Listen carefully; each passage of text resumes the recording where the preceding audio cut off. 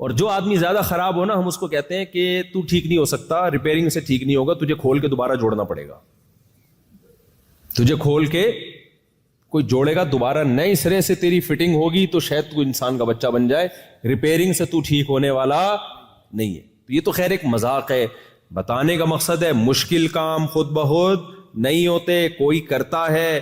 اللہ بار بار بار بار پیغمبر کے ذریعے، محمد صلی اللہ علیہ وسلم کے ذریعے، آدم علیہ السلام کے ذریعے، نوح علیہ السلام، ابراہیم علیہ السلام، موسیٰ علیہ السلام، عیسیٰ علیہ السلام، یہ سارے پیغمبر دنیا میں یہی سمجھانے کے لیے آتے رہے کہ اللہ کو پتا تھا یہ دنیا میں جانے کے بعد دنیا کی چیزوں میں گم سم ہو کے کس کو بھول جائیں گے؟ اللہ کو بھول جائیں گے۔ تو اللہ ہم سے کیا چاہتا ہے کہ مجھے یاد رکھو۔ اب ہم کہتے ہیں اے اللہ تجھے کیا ضرورت ہے؟ ایتھیس ملحد لوگ بولتے ہیں اللہ کو کیا ضرورت ہے کہ ہم اللہ کو یاد رکھیں؟ بھئی اللہ کو کیا ہوگا اگر ہم یاد نہ رکھیں اس کو؟ تو کیا ہوگا اللہ کو؟ اللہ کہتے ہیں مجھے کچھ بھی نہیں ہوگا، تمہیں بہت کچھ ہو جائے گا۔ صحیح ہے نا، مجھے کچھ بھی نہیں ہوگا، تمہیں بہت کچھ ہو جائے گا۔ کیوں؟ ایتھیس لوگ پتہ ہے کیا کہتے ہیں؟ یہ میں ایتھیس کا ذکر اس لیے کرتا ہوں کہ آج نوجوانوں کے دل میں بھی یہی وسوسے ہیں، یار اللہ کو کیا ضرورت پڑی ہم 5 ٹائم پابندی سے نماز پڑھیں، نہیں پڑھیں گے اٹھا کے جہنم میں ڈال دے گا، اللہ کو کیا ضرورت ہم اس کی عبادت کریں، ہم یہ کریں ہم وہ کریں۔ یہ سب مذہبی لوگوں کے بنائے ہوئی باتیں، اساطیر الاولین، پرانے لوگوں کے قصے ہیں۔ میرے بھائی ہمیں کچھ بھی نہیں پڑی، نہ اللہ کو پڑی ہے۔ اصل بات یہ ہے کہ اللہ کی صفات کے بارے میں ہم ان لوگوں سے نہیں پوچھیں گے جن کے پاس کوئی ہدایت نہیں ہے۔ اللہ ہم سے کیا چاہتا ہے، وہ کن چیزوں کو پسند کرتا ہے، کن چیزوں سے اللہ ناراض ہوتا ہے، یہ اللہ ہی بتائے گا نا، یہ اللہ کے علاوہ مخلوق بتائے گی؟ اللہ کو کوئی نقصان نہیں ہے ہماری نافرمانی سے، ہم فرما بردار بن جائیں، اللہ کو کوئی فائدہ نہیں ہے۔ لیکن اللہ اپنی صفات بتاتا ہے کہ لا یرضی لعبادہ الکفر، جب تم خدا کی سے بغاوت کرتے ہو، اس کی نافرمانی کرتے ہو، اس نافرمانی پہ وہ خوش نہیں ہوتا، اس نافرمانی پہ وہ ناراض ہوتا ہے، اور جب تم اس کے شکر گزار بنتے ہو تو اس پہ وہ خوش ہوتا ہے۔ یہ کیسے ممکن ہے کہ دنیا میں کوئی کسی سے خوش ہو اور انعام نہ دے، اور جب کسی سے ناراض ہو تو سزا نہ دے؟ دنیا میں بھی لوگ جب ناراض ہوتے ہیں تو سزا دیتے ہیں، خوش ہوتے ہیں تو جزا دیتے ہیں۔ اللہ کہتے ہیں میری یہ صفت ہے کہ میں جب کسی سے خوش ہوتا ہوں تو اس کو جنت کی صورت میں بدلہ دیتا ہوں، جب میں کسی سے ناراض ہوتا ہوں جہنم کی صورت میں سزا دیتا ہوں۔ اب ہم کہیں یہ کیا بات ہوئی بھائی، یہ ہمیں اللہ کے بارے میں کس نے بتایا؟ تو بھائی جو جس کی صفت ہوتی ہے، کون کس چیز کو پسند اور ناپسند کرتا ہے، یہ وہ خود بتاتا ہے، یہ آپ فیصلہ کرتے ہو؟ آپ نے میری دعوت کی، فرض کرو آپ نے کیا کر لی، میری دعوت کی، فرض کرو۔ اب آپ کہہ رہے ہو بھائی مفتی صاحب کو پیزا پسند ہے، مفتی صاحب کو برگر پسند ہے، مفتی صاحب کو گاجر کا حلوہ پسند ہے۔ کوئی عقل مند وہاں بیٹھا ہوگا بولے گا بابے یہ مفتی صاحب سے پوچھا جائے گا کہ ان کو کیا پسند ہے، تو خود سے کیوں فیصلہ کر رہا ہے؟ دیکھو ایک مولوی صاحب بیمار تھے، لیٹے ہوئے تھے، آنکھیں بند تھیں، ایسا لگ رہا تھا کہ آخری سانسیں چل رہی ہیں۔ اب لوگ مشورہ کر رہے ہیں بھائی مولوی صاحب کو کوئی طاقت کی غذا کھلاؤ، ٹھیک ہے نا، مشورہ چل رہا ہے۔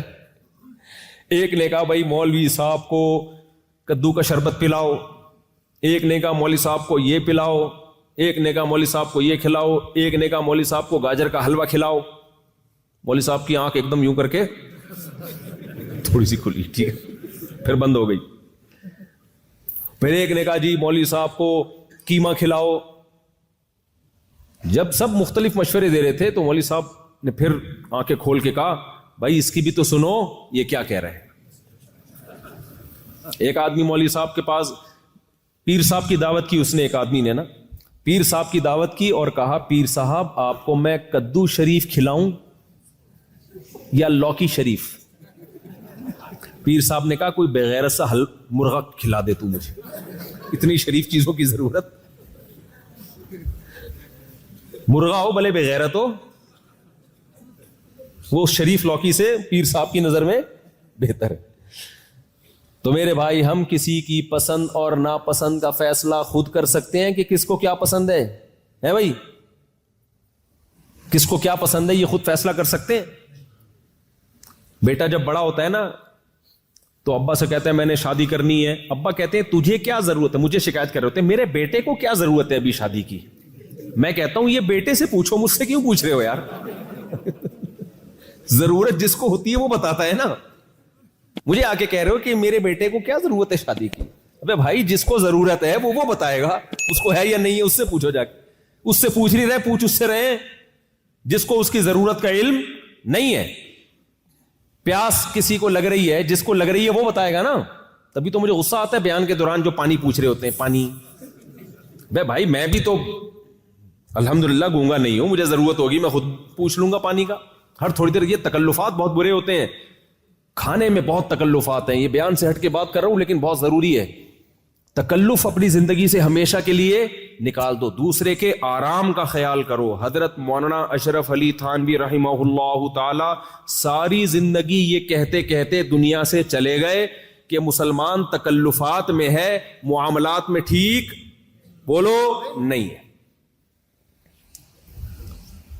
آرام کا خیال کرنا چاہیے, تکلف میں نہیں پڑتا. تکلف کیا ہے, آرام کیا ہے؟ آپ نے مفتی صاحب سے پوچھ لیا, مفتی صاحب آپ کا کھانا ہمارے ہاں ہے, قبول ہے؟ ہاں جی قبول ہے. اگر کر لیا قبول تو مفتی صاحب آپ کیا چیز شوق سے کھاتے ہیں بتا دیں. بھائی میں بھنڈی کھاتا ہوں, چلو جی بھنڈی پکا لیا آپ کے لیے. اور گوشت میں بھی میں بھائی گوشت کی, چلو میرا موڈ نہیں ہے گوشت کا, بس میں گوشت دعوتوں میں بہت کھا لیا بھائی, مسور کی دال چاول. ایسا نہ ہو ہر جگہ یہی چلتا رہے. ایک مثال دے رہا ہوں میں. اب آپ نے کھانا لا کے رکھ دیا, یہ مفتی صاحب دال چاول, یہ فلانا ڈم, بس کافی. یہ آپ نے آرام کا خیال کر لیا کہ مفتی صاحب کو وہ چیز نہیں کھلا رہے جو وہ کھانا نہیں چاہتے. میرے ساتھ ایسا بھی ہوا کہ بھی دعوت ہے, بھوک لگ رہی ہے, بھوک سے تل ملا رہے ہیں, پیزا لا کے رکھ دیا سامنے. ابے میرے تو نوالا غلق میں پیزے کا نہیں اترتا یار, کھائے چبائے نہیں آتا. اب ہم کھا رہے ہیں مروت میں, چلو یار اب کیا کہے آدمی. تو اندگلے نے محنت زیادہ کی ہے, سامنے والے کے آرام کا خیال نہیں کیا. ہم تو اب مروت میں کھا لیتے ہیں, اب کیا کریں. تو آرام کا خیال کرنا چاہیے, کسی کا بھی تکلف نہیں. تکلف کیا ہے, آپ نے بھائی بنا دیا, یہ بھنڈی ہے, یہ فلانا ہے, یہ ڈمکانا ہے, رکھ دی. اب آپ بار بار پوچھیں مفتی صاحب یہ بھنڈی کھائیں گے آپ, مفتی صاحب یہ نہاری کھائیں گے آپ, مفتی صاحب یہ رائتا بھی ہے. بھائی رکھا ہوا ہے نا, مندھے الحمدللہ اللہ کا شکر ہے, آنکھیں ہیں ہماری, نظر آ رہا ہے. اتنا تنگ کرتے ہیں بھائی. ایک دعوت میں کیا ہوا, اتنا پوچھ رہے ہیں یہ کھائیں گے, میں نے کہا چپ رہو گے تو کھاؤں گا نا میں. کیا خیال ہے بھائی, آپ چپ بیٹھو گے تو میں کھاؤں گا. پھر میں نے ایک بندے کو لگا دیا, میں نے کہا جو آئے گا نا پوچھے گا خود ہی جواب دے دینا, میرا میٹر اب آہستہ آہستہ کیا ہو رہا ہے, شارٹ ہو رہا ہے. یہ کھا لیں وہ کھا لیں, بھائی سب کچھ سامنے رکھا ہے, پیسے بھی نہیں لے رہے آپ ہم سے, فری میں کھلا رہے ہو, تو اب ہماری مرضی یار, جو کھا لیں گے. تکلف بری چیز ہے, دوسرے کی راحت کا خیال اچھی چیز ہے.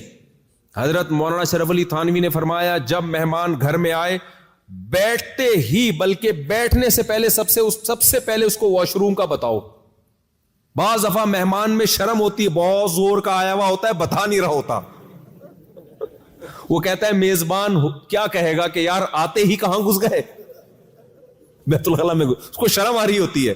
اب یہ سلمان بھائی ہیں, ان کو بہت زور کا پیشاب آیا ہوا تھا, کل کہنے لگے میں مفتی صاحب مجھے بہت زور کا پیشاب آیا ہوا ہے, میں پیشاب کروں. اب پوری ڈیٹیل بتا رہے ہیں نا, میں چاروں پیشاب کر لوں تاکہ تھوڑا سا فریش ہو جاؤں. میں نے کہا اتنی ڈیٹیل کرنے کی کیا ضرورت ہے بھائی, پیشاب آ رہا ہے جاؤ پیشاب کر کے آ جاؤ.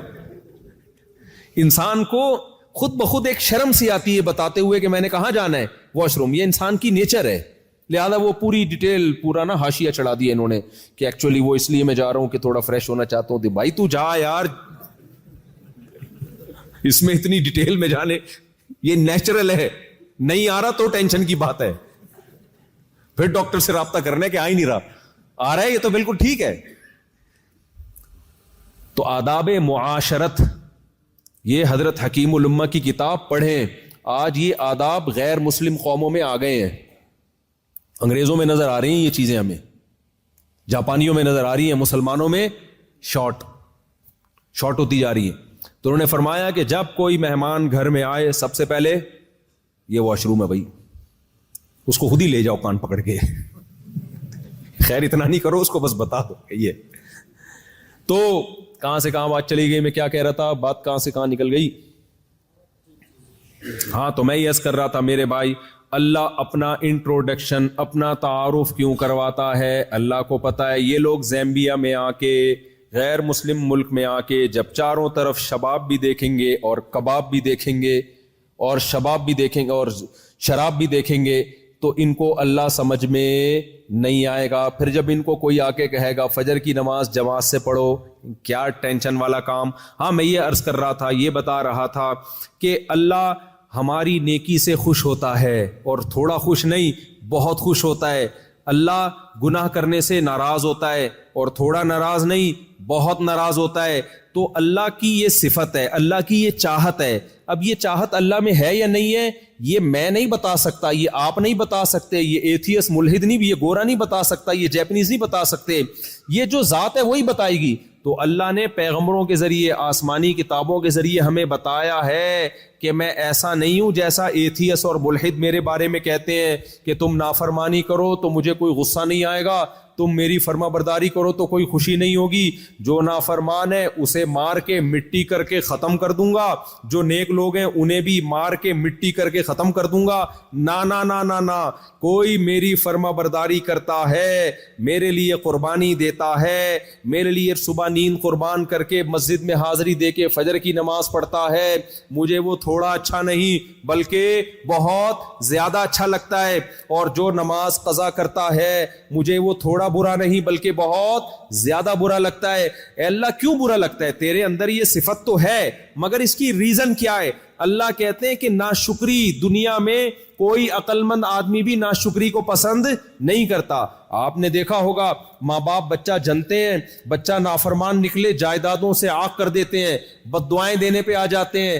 تو اللہ نے اپنی صفات پہ انسان کو پیدا کیا ہے تاکہ انسان کو اللہ کی صفات سمجھ میں آئے، اللہ سمجھ میں آئے کہ اللہ کیا چاہتا ہے۔ تخلقوا باخلاق اللہ، حدیث میں آتا ہے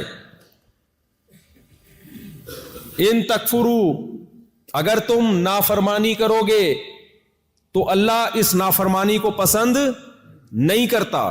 اس لیے میرے بھائی اس دنیا کے ان فلاسفروں کی باتوں میں مت آئیں کہ ہم مر جاتے ہیں تو مٹی ہو کے ختم۔ یہ کیسے ہو سکتا ہے بھائی؟ دیکھو جانوروں کی کوئی آزمائش نہیں ہے، جانور مر کے مٹی ہو کے ختم، کیونکہ جانور نہ شکر گزار ہو سکتے ہیں اور نہ شکرے ہوتے ہیں، ان کے پاس سینس ہی نہیں ہے یہ سمجھنے کے لیے کہ شکر کیا ہوتا ہے اور ناشکری کیا ہوتی ہے، احسان فراموشی کیا ہوتی ہے۔ جانوروں کو اللہ نے یہ سینس بولو نہیں دی ہے۔ جیسے ہمارے دوست جن کا ایکسیڈنٹ ہو گیا نا، بیچاروں کو اب وہ سینس ہے ہی نہیں کہ چمیلی کی خوشبو کیا ہے اور گلاب کی خوشبو، یہ سافٹ ویئر اللہ نے کیا کر دیے، یہ انسٹال کر دیے۔ باقی سب سیٹ ہے، ایسا نہ ہو کہ آپ کچھ اور سمجھے، باقی ہر چیز فٹ فاٹ۔ یہ سافٹ ویئر اللہ نے کیا کر دیے۔ یہ مجھے بڑی عبرت ہوئی ہے سن کے کہ یار اس کا مطلب دماغ میں بھی ایسی چیزیں ہیں جو ناک کو آرڈر کرتی ہیں کہ یہ چمبیلی ہے، یہ گلاب ہے، اور چوٹ لگنے سے وہ سیٹنگ کیا ہوتی ہے، آؤٹ۔ ایک چوٹ سے سیٹنگ آؤٹ ہوئی، بننے میں کیا خود بخود بن سکتی ہے ایسی سیٹنگ؟ نہیں ہو سکتی بھائی۔ تو بھائی پہلے اپنے ایمان کو مضبوط کرو۔ سمجھتے ہو ہمارا ایمان کیا ہے؟ ایک اللہ نے ہمیں بنایا اور وہ اللہ ہمیں موت کے بعد دوبارہ زندگی دے کے ہم سے حساب و کتاب لے گا۔ جو نیک لوگ ہیں ان سے خوش ہو کے ان کو جنت دے گا، جو برے لوگ ہیں ان سے ناراض ہو کے ان کو سزا دے گا جہنم کی صورت میں۔ دنیا میں جزا اور سزا نہیں ملتی، یہاں نافرمان لوگ ترقی کر جاتے ہیں بہت دفعہ، نیک لوگ تنزل کا شکار ہو جاتے ہیں۔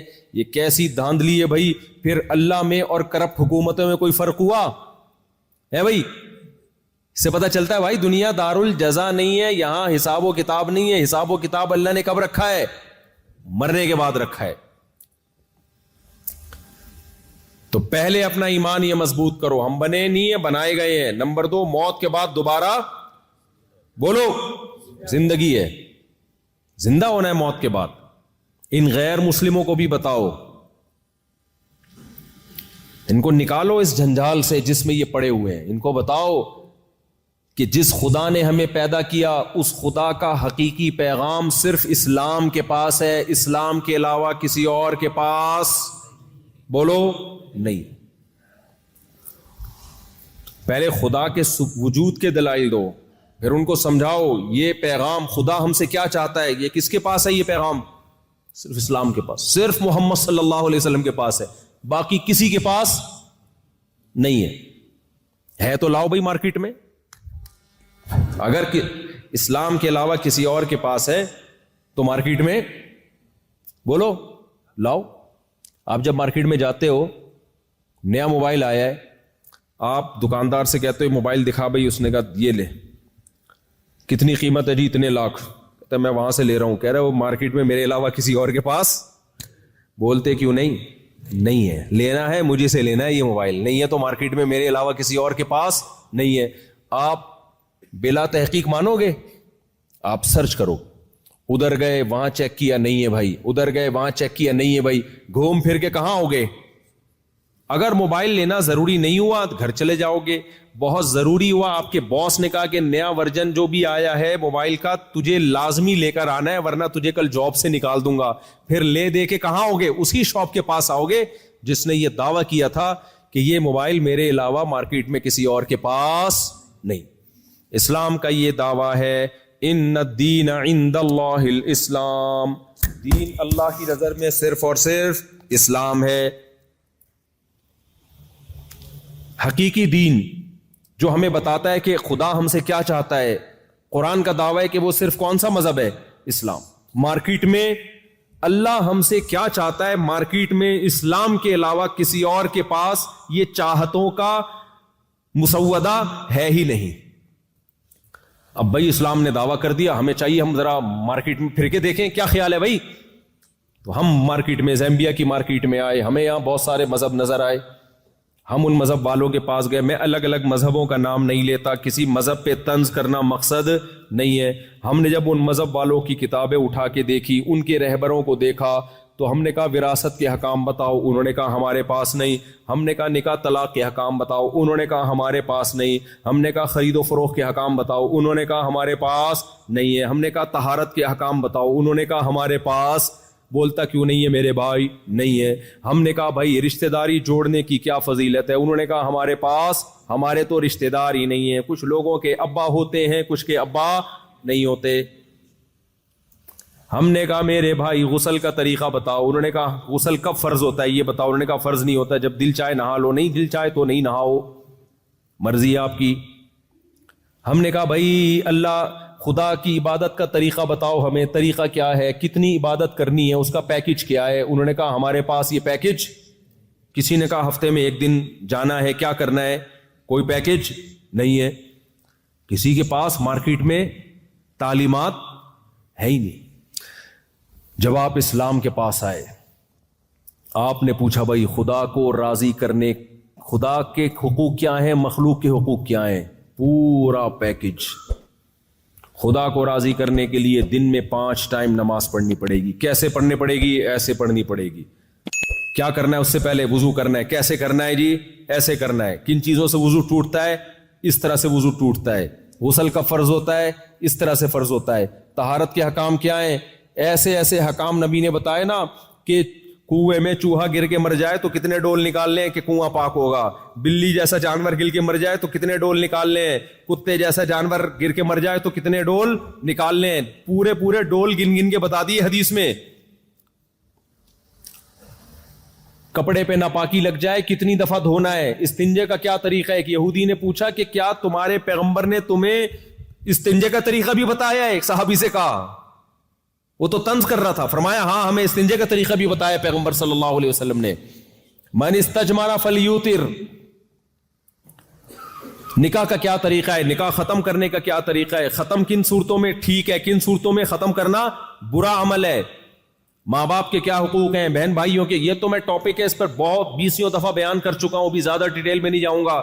تو میرے بھائی, میرے اور آپ کے پاس خدا کو راضی کرنے کے لیے جو پیکج ہے, اسلام کے علاوہ کسی کے پاس وہ پیکج بولو ہے ہی نہیں. وہ ہمیں اخلاقیات بھی سکھاتا ہے, وہ ہمیں بتاتا ہے شراب حرام ہے, مردار مت کھاؤ، جانور ذبح کرو اللہ کا نام لے کے، کن جانوروں کو کھانا ہے کن کے قریب نہیں جانا، یہ بھی پوری ڈیٹیل ہمیں کہاں ملے گی؟ اسلام میں ملے گی۔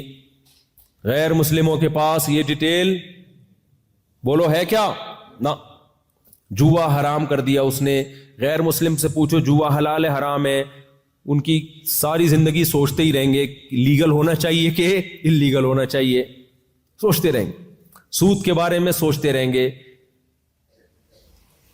غیر مسلموں سے پوچھو بال رکھنے چاہیے کہ نہیں رکھنے چاہیے، کچھ کہیں گے بالکل ٹنڈ پنڈ ہونی چاہیے، کچھ کہیں گے ہر طرح کے بال بڑھا لو۔ اسلام سے پوچھو، اسلام کہتا ہے عورت کو سر کے بال بڑھانے چاہیے، اس کی فطرت کا حصہ ہے۔ مرد کے پاس آپشن ہے سر کے بال رکھے یا سر منڈائے، اور جب سر ٹنڈ کرائے تو لوگ شعر پڑھیں، حسن تیرا اس طرح سالم رہا، سر منڈانے پر بھی تو ظالم رہا۔ کچھ لوگوں پہ ٹنڈ جچتی ہے۔ داڑھی کے بارے میں مذہب نے حکم دیا مرد کو داڑھی بڑھانی پڑے گی۔ مونچھوں کے بارے میں حکم دیا بغلوں کے بال صاف کرنے، زیر ناف بال صاف کرنے۔ اتنی ڈیٹیل میں کوئی مذہب تمہیں گائیڈنس دیتا ہے؟ کوئی ہے کسی کے پاس؟ ماں باپ جوان ہو تو کیا سلوک ہے، بوڑھے ہو جائے تو کیا سلوک ہے، ماں باپ کا نان نفقہ کس کے ذمے ہے، خرچہ پانی کس گورنمنٹ کے ذمے یا اولاد کے ذمے؟ غیر مسلموں نے بوڑھے ماں باپ کا سارا خرچہ حکومت پہ ڈال دیا، اولڈ ہاؤس۔ اللہ کہتا ہے نہیں، یہ گورنمنٹ کی ذمہ داری نہیں ہے۔ باپ کو پالنا کس کی ذمہ داری ہے؟ بولتے کیوں نہیں؟ اولاد کی۔ ماں کو پالنا کس کی ذمہ داری ہے؟ اولاد کی۔ میاں بیوی کے کیا حقوق ہیں؟ غیر مسلم اس بارے میں کیا ہے؟ خاموش۔ اللہ نے کہا بھائی بیوی گھر میں رہے گی، کھلائے گا کون؟ شوہر۔ کمائے گا کون؟ شوہر۔ گھر کا سربراہ کون ہے؟ شوہر۔ غیر مسلموں کو پتہ ہی نہیں سربراہ کون ہے، کہتے ہیں دونوں برابر ہیں۔ ابے بھائی گھر بھی ایک چھوٹی سی اسٹیٹ اور ریاست ہوتی ہے، کوئی گھر امیر کے بغیر چل سکتا ہے؟ 4 آدمیوں پہ بھی ایک کو انگریز کمپنی میں باس بناتا ہے، گھر میں کسی کو بھی باس نہیں بنایا اس نے، تبھی طلاقیں ہو رہی ہیں۔ نہیں آئی میرا خیال ہے بات؟ گھر بھی ایک چھوٹی سی اسٹیٹ ہوتی ہے، ریاست ہوتی ہے۔ کسی کمپنی کسی بھی آرگنائز ادارے کو دیکھا 4-5 افراد بھی ہوں تو ایک کو امیر انگریز بھی بناتا ہے۔ گھر میں انگریز نے کسی کو امیر نہیں بنایا، سارے ہی باپ ہیں، بیوی بھی باپ ہے، شوہر بھی باپ ہے، بچے بھی کیا ہیں؟ باپ ہے۔ باپ بچے کو ڈانٹ نہیں سکتا، مار نہیں سکتا، سب کیا ہے؟ باپ۔ تو جب سب ایک گھر میں باپ ہوں گے تو گھر چلے گا؟ اسلام نے ہمیں گائیڈ کیا بھائی یہ ایک گھر ہے، یہ بھی ایک چھوٹی سی ریاست ہے، اس میں بھی ایک امیر ہے۔ وہ امیر کون ہے؟ اتفاق سے شوہر ہے بھائی؟ وہ کون ہے بھائی؟ اس لیے عورت کو حکم دیا گھر میں اطاعت کس کی کرنی ہے؟ شوہر کی، تاکہ یہ گھر چلے۔ تبھی مسلمانوں کے گھر چل جاتے ہیں، غیر مسلموں کے گھر بنتے ہی نہیں ہیں، چلتے کہاں سے؟ اور بنتے ہیں تو بڑی مشکل سے چلتے ہیں۔ طلاقوں کا ریشو، اتنی طلاقیں، اللہ کی پناہ۔ تو میرے بھائی اپنے مذہب پہ فخر کرو، سمجھتے ہو؟ مذہب پہ کیا کرو؟ فخر کرو، شکر کرو، اور دعا مانگا کرو ربنا لا تزغ قلوبنا بعد اذ ہدیتنا وہب لنا من لدنک رحمہ۔ اے اللہ جب تو نے ہمیں اسلام دے دیا تو اب ہمارے دلوں کو اسلام سے ہٹانا نہیں، موت تک ہمیں ایمان پہ قائم رکھنا ہے۔ بہت بڑا احسان ہے اللہ کا، خدا کی قسم۔